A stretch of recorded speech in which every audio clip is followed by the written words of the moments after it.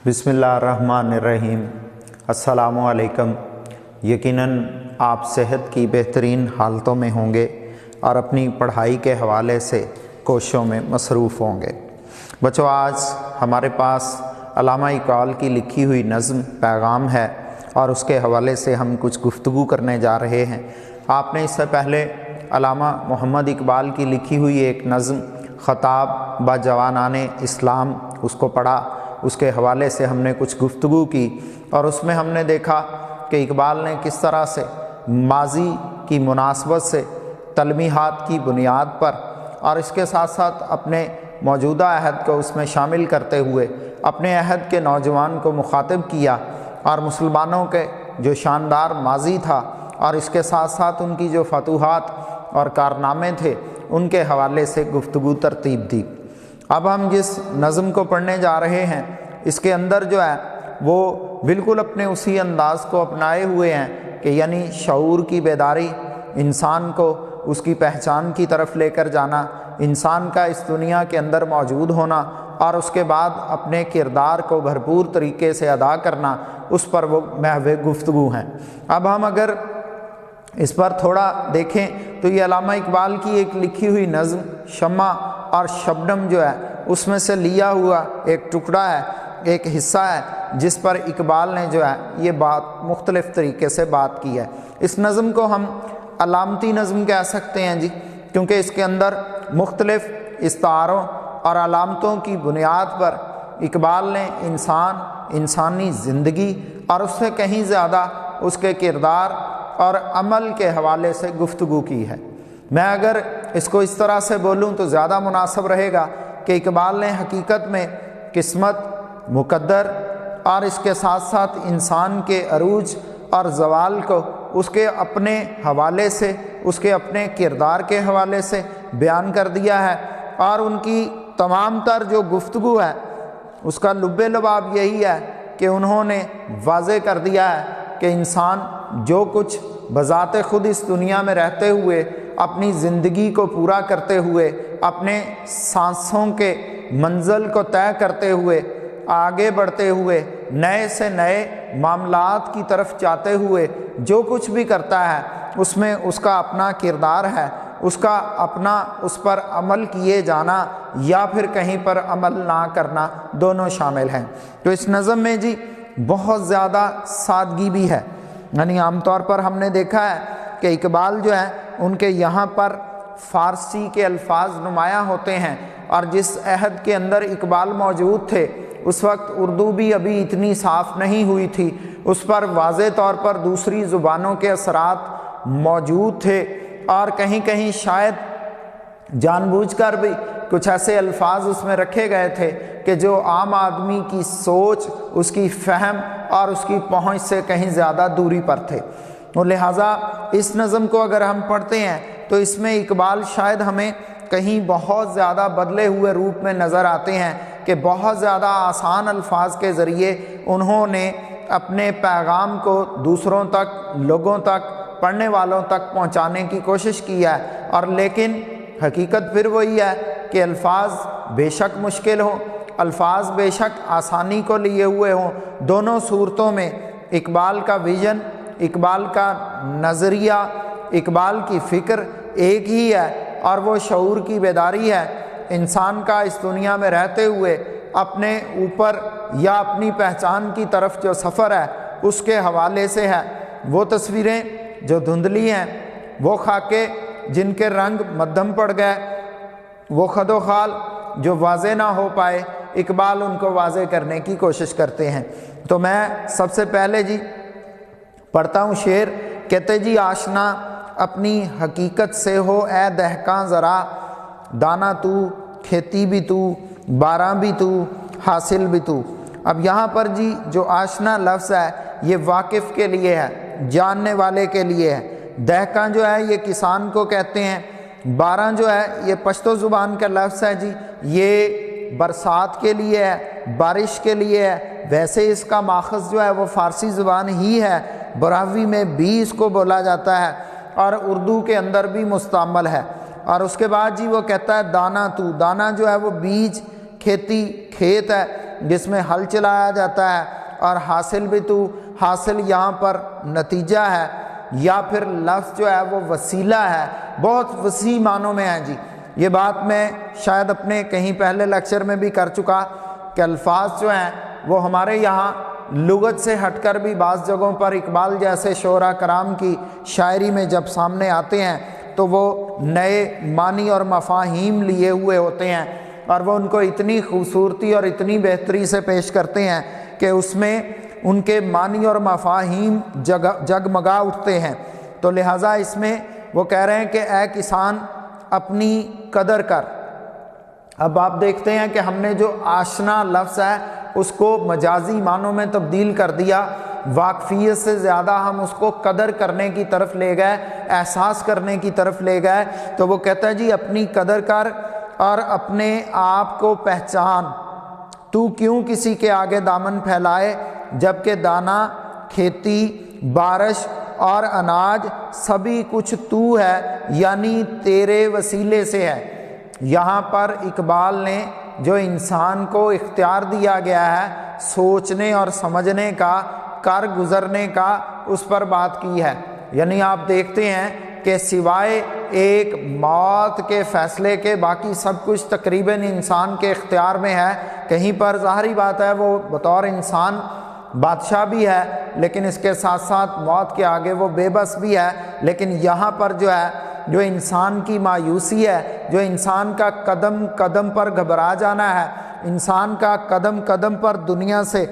دوری اختیار کرنا ہے، یا اپنے جیسے لوگوں سے پیچھے ہٹ جانا ہے، اور اس سے بھی کہیں زیادہ بذات خود اپنے آپ سے پیچھے ہٹ جانا ہے۔ شاعر نے اس پر بات کی ہے کہ اگر تو اپنے آپ کو پہچانتا نہیں ہے، اگر تجھے اپنی قدر نہیں ہے، اور اس میں انہوں نے استعارے کے طور پر کسان کو لے لیا ہے، اور اس میں وہ کہتے ہیں کہ اے کسان تو اپنے آپ کو پہچان۔ میں یہ پہلے بول چکا کہ یہ جو نظم ہے یہ حقیقت میں شمع اور شاعر سے ماخوذ ہے، اور یہ اس کا 9واں بند ہے، اور اس نظم کا شمار جو ہے بانگ درا کی بہترین نظموں میں ہوتا ہے۔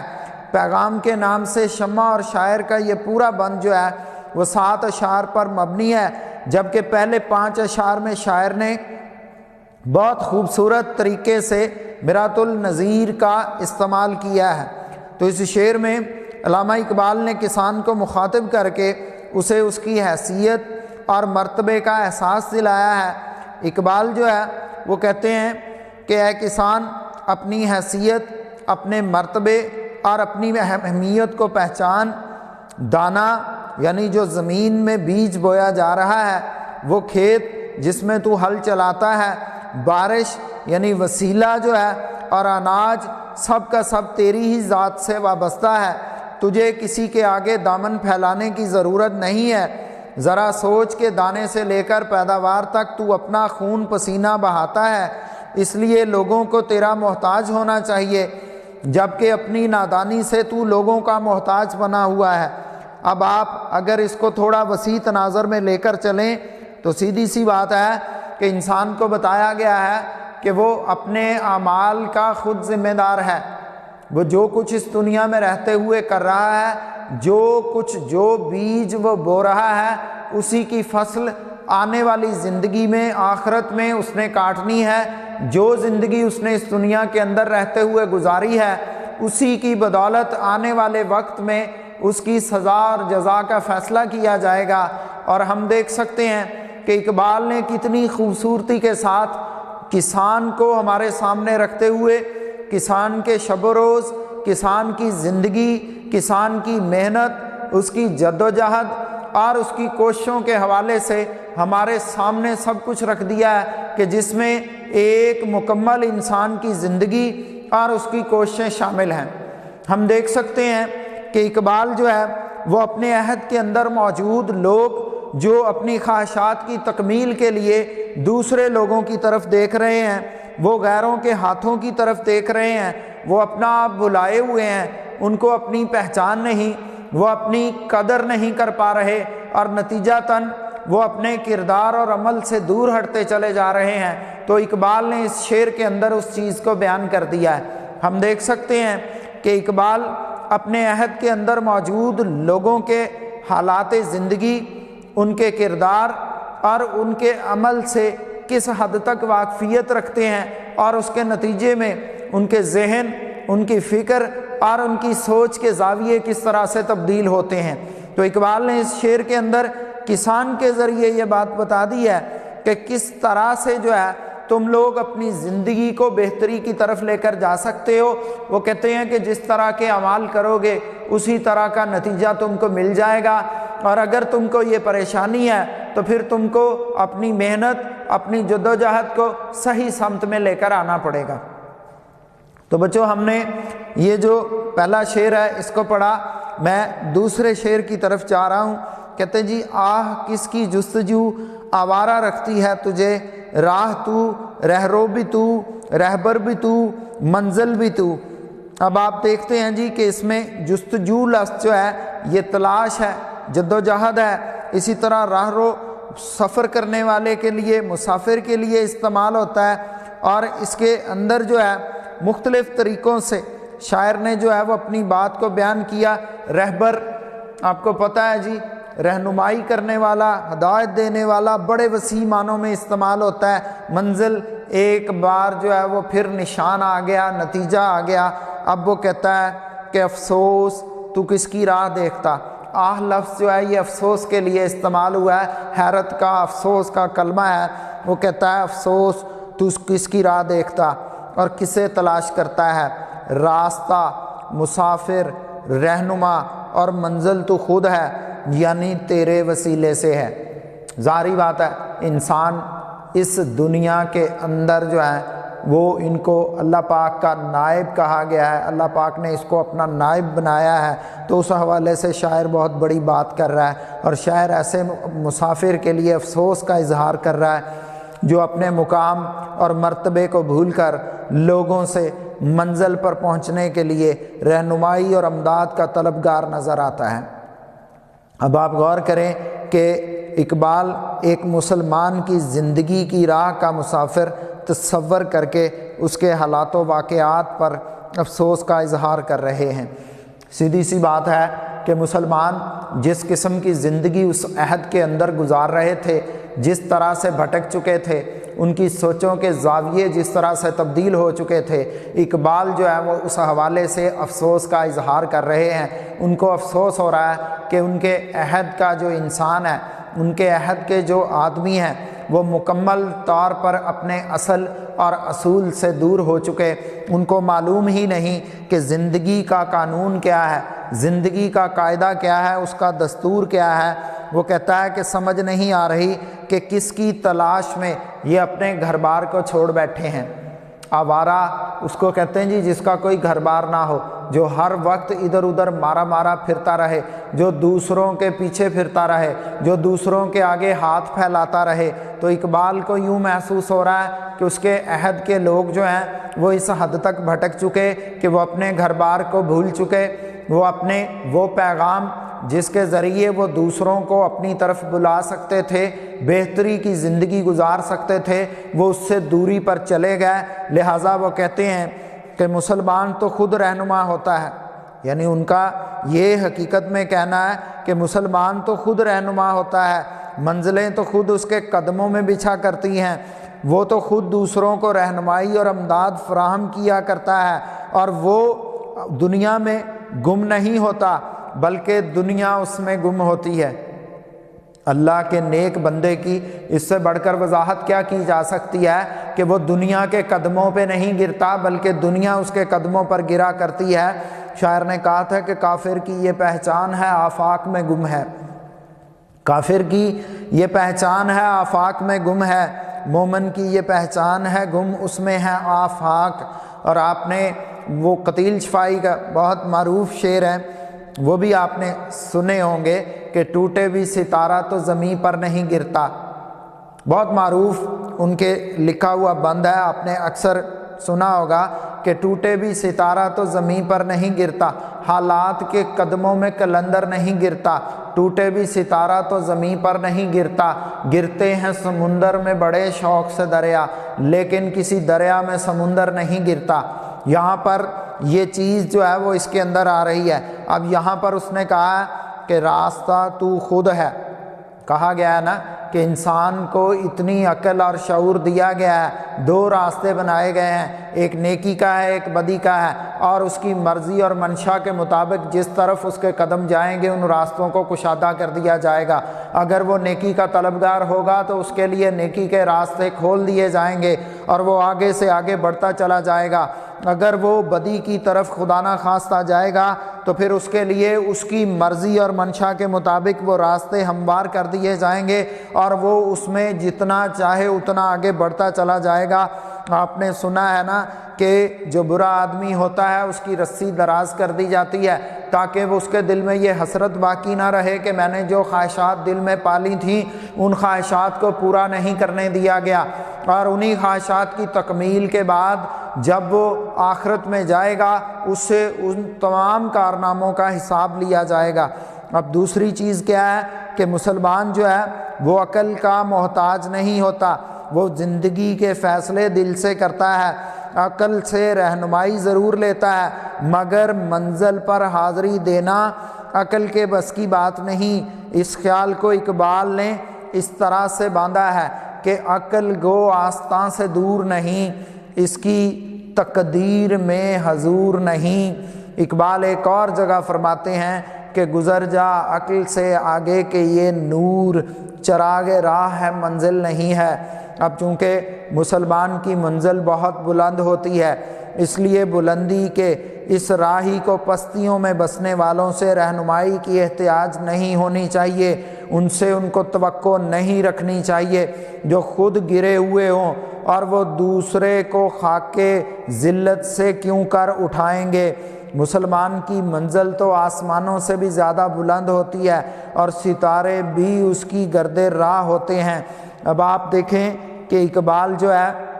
وہ اپنے عہد کے اندر موجود لوگوں کو یا انسان کو کس طرح سے اپنے مشاہدے، اپنے تجربے اور اپنی محسوسات کے ذریعے اس کے کردار کو اور اس کے ساتھ ساتھ وہ جس انداز سے زندگی گزار رہا ہے اس کو بیان کر رہے ہیں، اور اس حوالے سے ان کی گفتگو جو ہے وہ مکمل طور پر ایک ایسے مومن کی، ایک ایسے مرد مومن کی ہے کہ جس میں وہ یہ اس کو یاد کروا رہے ہیں کہ جب سب کچھ تو بذات خود ہے، جب تو خود اپنے اعمال کا ذمہ دار ہے تو پھر تیرا کردار اتنا بہتر ہو جانا چاہیے کہ بجائے اس کے کہ تو دوسروں سے مدد حاصل کرتا پھرے، دوسرے تجھ سے مدد حاصل کریں۔ یعنی اس میں آپ دیکھتے ہیں کہ وہ کہتے ہیں کہ رہنمائی اور جو امداد ہے اس کا طلبگار تجھے نہیں ہونا چاہیے بلکہ دنیا کو تجھ سے رہنمائی اور مدد کا طلبگار ہونا چاہیے۔ وہ کیوں جی؟ وہ اس لیے کہ اگر آپ دیکھیں کہ ہم تک پیغام کن کا پہنچا ہے، حضور اکرم صلی اللہ علیہ وآلہ وسلم کی بدولت خدائے بزرگ و برتر کا پیغام ہم تک پہنچا ہے، تو اگر ہم اس بات کو لے کر چلیں تو اقبال یہاں پر 100% بہترین بات کر رہے ہیں کہ جو مسلمان ہیں وہ بذات خود ان کو اپنی رہنمائی کرنی چاہیے۔ یعنی سیدھی بات ہے کہ ایک انسان جو اس دنیا میں آیا، اس دنیا میں رہتے ہوئے اپنی زندگی کو گزار رہا ہے، اس کو تو کم از کم یہ پتہ ہونا چاہیے کہ وہ کون سی زندگی گزار رہا ہے، کس انداز سے زندگی گزار رہا ہے، اس کے شب و روز کس انداز سے گزر رہے ہیں، اور اس سے بھی کہیں زیادہ کہ اسے دوسروں سے یہ پوچھنے کی ضرورت نہیں ہونی چاہیے کہ اس کی زندگی کس سمت میں جا رہی ہے، وہ کون سی منزل کا مسافر ہے، اسے کس انداز سے اپنے قدموں کو اٹھانا چاہیے۔ حقیقت یہ ہے کہ شاعر ان بھولے بھٹکے ہوئے مسلمانوں کو یاد کروا رہے ہیں کہ سب کچھ تیرے پاس موجود ہے، لیکن فرق کیا ہے کہ تو سو چکا ہے، تو غفلت کی نیند کا شکار ہو چکا ہے۔ اگر تو غفلت سے بیدار ہو جائے تو تجھے بڑی آسانی سے معلوم ہو جائے گا کہ تو جس جد و جہد میں مصروف ہے، تو جن کوششوں میں مصروف ہے، تو جس دنیا کو تعمیر کرنے کے لیے دوسروں کی رہنمائیاں لیتا پھر رہا ہے، وہ در حقیقت فضول، رائے گاں اور بیکار کوشش ہے جس سے تجھے نہ تو دنیا میں کچھ حاصل ہونے والا ہے اور نہ ہی اس کے ذریعے تجھے آخرت میں کچھ حاصل ہونے والا ہے۔ تو شاعر کہتا ہے کہ تیری یادداشت کے لیے، تیری یاد دہانی کے لیے صرف یہی کافی ہے کہ راستے کا انتخاب بھی تو خود کر رہا ہے اور اس پر سفر کا فیصلہ بھی تیرا اپنا ہے اور رہنمائی بھی تو ذاتی طور پر لے رہا ہے، تو پھر لہٰذا اگر تو یہ سب کچھ کر سکتا ہے تو پھر تجھے دوسروں کی طرف نہیں دیکھنا چاہیے، پھر تجھے کسی صورت بھی اپنے اصل منزل سے پیچھے نہیں ہٹنا چاہیے۔ تو بچوں، ہم نے علامہ اقبال کی نظم پیغام کے 2 اشعار پڑھے ہیں۔ یہ میرا لیکچر یہیں پر ختم ہوتا ہے، اگلے لیکچر میں ہم بقیہ اشعار پر گفتگو کریں گے۔ اللہ حافظ۔